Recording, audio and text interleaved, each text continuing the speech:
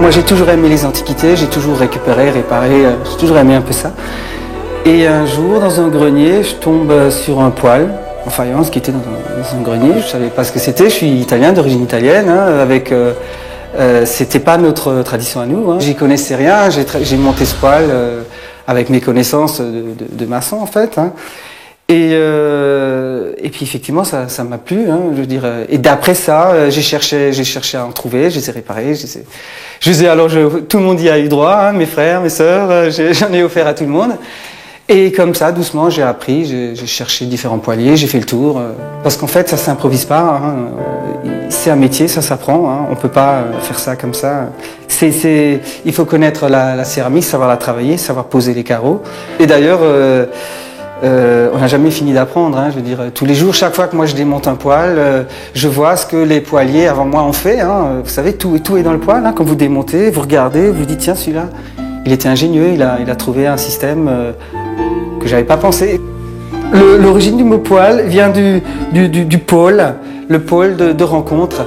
C'est-à-dire, à l'époque, on se réunissait ensemble, un pôle de rencontre, d'où vient. Et alors, forcément, il y avait un poêle à côté qui chauffait. Et en fait, le mot vient de là. Voilà un poêle fin 19e siècle que je suis en train de restaurer. Alors la restauration consiste à d'abord démonter le poêle entièrement carreau par carreau et là on est en train de le remonter. Les carreaux sont posés l'un à côté de l'autre, ajustés. On fait le foyer, on monte comme ça, au fur et à mesure, le poêle. Puis avec un rail de chemin de fer et puis un marteau, on casse les briques à la mesure qu'on veut. Et les briques réfractaires vont servir à l'intérieur pour caler les carreaux l'un contre l'autre avec les cuvettes.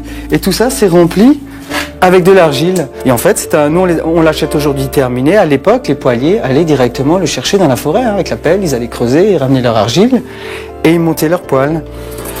On fait des agrafes et c'est cette agrafe qui va tenir les deux carreaux ensemble. Nous, quand on répare un poêle, on ne garde que les carreaux extérieurs et les portes. On répare les portes d'origine, on garde les carreaux. Par contre, tout le reste, tout ce qui est technique intérieure est refait. Ça veut dire que techniquement, le poêle est neuf.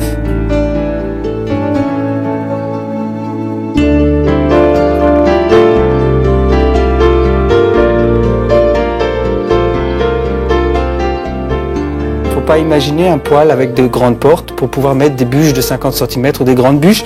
On ne ferait que des feux d'enfer et qui serviraient à rien en fait. Alors le foyer est fait d'après la taille et le volume du poêle. Alors on fait un foyer qui est en général pas trop grand, même quand il y a de la place, on les rétrécit volontairement. La fumée circule autour du poêle, tourne autour du four, qui va servir de four en fait, où on peut faire cuire des petites choses.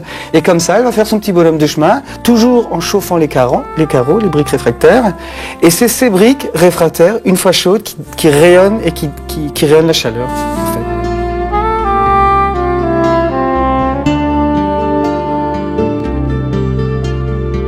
Moi, je ne fais pas de poêle neuf, je ne crée pas.